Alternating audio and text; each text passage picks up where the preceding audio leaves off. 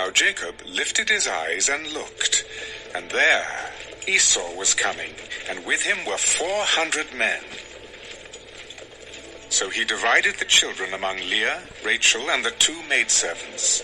And he put the maidservants and their children in front, Leah and her children behind, and Rachel and Joseph last. Then he crossed over before them, and bowed himself to the ground 7 times, until he came near to his brother. But Esau ran to meet him, and embraced him, and fell on his neck, and kissed him, and they wept. And he lifted his eyes, and saw the women and children. Who are these with you? The children, whom God has graciously given your servant. Then the maidservants came near, they and their children, and bowed down. And Leah also came near with her children, and they bowed down. Afterward Joseph and Rachel came near, and they bowed down. What do you mean by all this company which I met? These are to find favor in the sight of my Lord. I have enough, my brother. Keep what you have for yourself. No, please. If I have now found favor in your sight, then receive my present from my hand, inasmuch as I have seen your face as though I had seen the face of God, and you were pleased with me. Please, take my blessing that is brought to you, because God has dealt graciously with me, and because I have enough. So he urged him, and he took it. Then Esau said, Let us take our journey. Let us go, and I will go before you. My Lord knows that the children are weak, and the flocks and herds which are nursing are with me. And if the men should drive them hard one day, all the flock will die. Please let my Lord go on ahead before his servant. I will lead on slowly, at a pace which the livestock that go before me and the children are able to endure, until I come to my Lord and see her. Now let me leave with you some of the people who are with me. What need is there? Let me find favor in the sight of my Lord.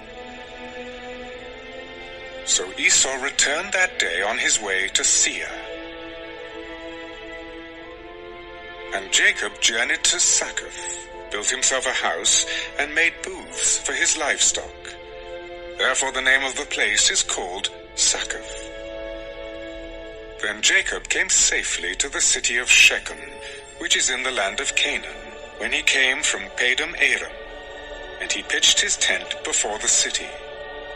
And he bought the parcel of land where he had pitched his tent from the children of Hamor, Shechem's father, for 100 pieces of money. Then he erected an altar there, and called it El-Elohe Israel.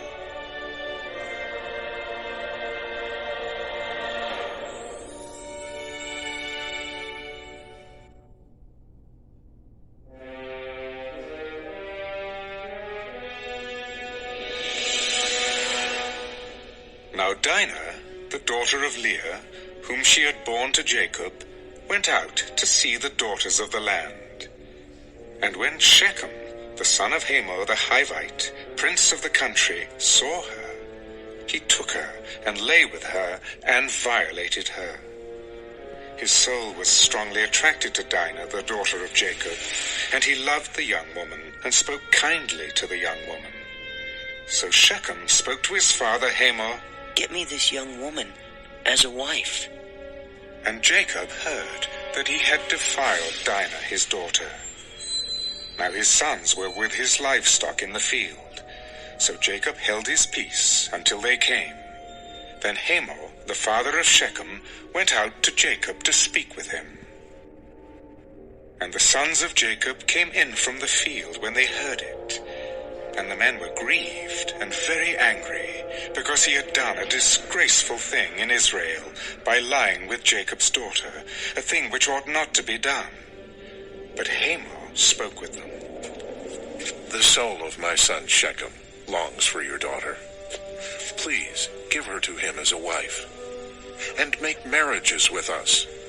Give your daughters to us, and take our daughters to yourselves. So you shall dwell with us, and the land shall be before you. Dwell and trade in it, and acquire possessions for yourselves in it."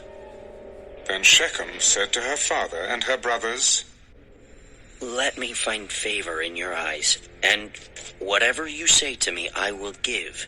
Ask me ever so much dowry and gift, and I will give according to what you say to me. But give me the young woman as a wife." But the sons of Jacob answered Shechem and Hamor his father, and spoke deceitfully, because he had defiled Dinah their sister. "We cannot do this thing, to give our sister to one who is uncircumcised, for that would be a reproach to us. But on this condition we will consent to you. If you will become as we are, if every male of you is circumcised, then we will give our daughters to you, and we will take your daughters to us, and we will dwell with you, and we will become one people. But if you will not heed us and be circumcised, then we will take our daughter and be gone." And their words pleased Hamor and Shechem, Hamor's son. So the young man did not delay to do the thing, because he delighted in Jacob's daughter. He was more honorable than all the household of his father.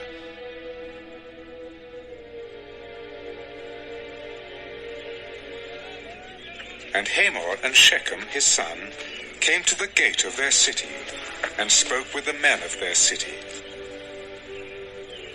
"These men are at peace with us.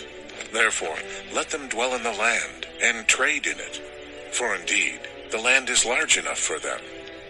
Let us take their daughters to us as wives, and let us give them our daughters. Only on this condition will the men consent to dwell with us to be one people. If every male among us is circumcised, as they are circumcised, will not their livestock, their property, and every animal of theirs be ours? Only let us consent to them, and they will dwell with us." And all who went out of the gate of his city heeded Hamor and Shechem his son. Every male was circumcised, all who went out of the gate of his city. Now it came to pass on the third day, when they were in pain, that two of the sons of Jacob, Simeon and Levi, Dinah's brothers, each took his sword, and came boldly upon the city, and killed all the males.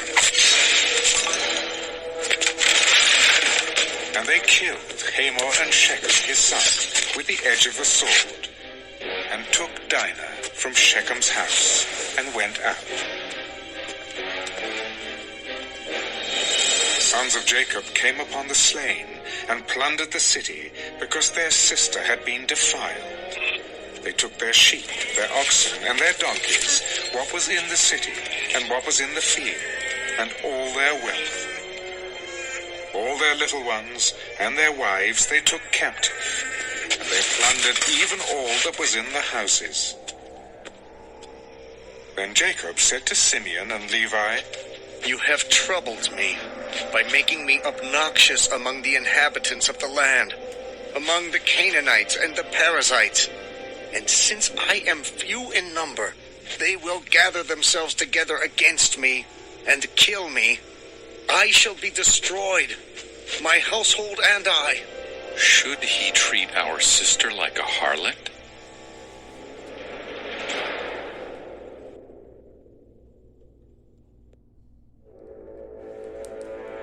Then God said to Jacob, Arise, go up to Bethel, and dwell there, and make an altar there to God, who appeared to you when you fled from the face of Esau, your brother. And Jacob said to his household, and to all who were with him, Put away the foreign gods that are among you. Purify yourselves and change your garments. Then let us arise and go up to Bethel, and I will make an altar there to God, who answered me in the day of my distress, and has been with me in the way which I have gone. So they gave Jacob all the foreign gods which were in their hands, and the earrings which were in their ears, And Jacob hid them under the terebinth tree, which was by Shechem. And they journeyed, and the terror of God was upon the cities that were all around them, and they did not pursue the sons of Jacob. So Jacob came to Luz, that is, Bethel, which is in the land of Canaan, he and all the people who were with him. And he built an altar there, and called the place El Bethel, because there God appeared to him when he fled from the face of his brother. Now Deborah, Rebekah's nurse, died, and she was buried below Bethel under the terebinth tree. So the name of it was called Allon Bacuth. Then God appeared to Jacob again, when he came from Padan Aram, and blessed him. Your name is Jacob. Your name shall not be called Jacob any more, but Israel shall be your name. So he called his name Israel. I am God Almighty. Be fruitful and multiply. A nation and a company of nations shall proceed from you, and kings shall come from your body. The land which I gave Abraham and Isaac, I give to you, and to your descendants after you, I give this land. Then God went up from him in the place where he talked with him. So Jacob set up a pillar in the place where he talked with him, a pillar of stone. And he poured a drink offering on it, and he poured oil on it.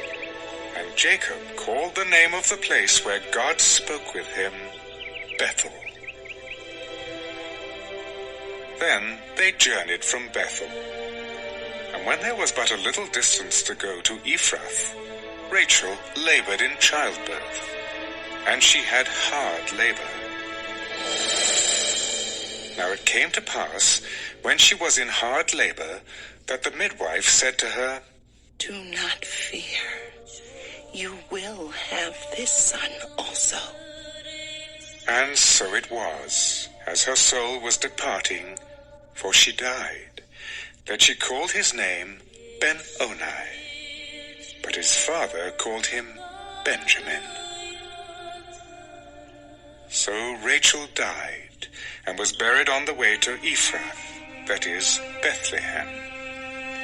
And Jacob set a pillar on her grave, which is the pillar of Rachel's grave to this day. Then Israel journeyed, and pitched his tent beyond the Tower of Eder. And it happened, when Israel dwelt in that land, that Reuben went and lay with Bilhah, his father's concubine, and Israel heard about it. Now the sons of Jacob were 12. The sons of Leah were Reuben, Jacob's firstborn, and Simeon, Levi, Judah, Issachar, and Zebulun. The sons of Rachel were Joseph and Benjamin. The sons of Bilhah, Rachel's maidservant, were Dan and Naphtali. And the sons of Zilpah, Leah's maidservant, were Gad and Asher. These were the sons of Jacob, who were born to him in Padan Aram.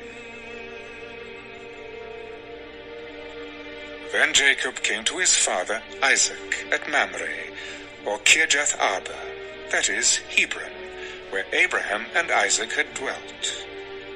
Now the days of Isaac were 180 years. So Isaac breathed his last and died, and was gathered to his people, being old and full of days. And his sons Esau and Jacob buried him.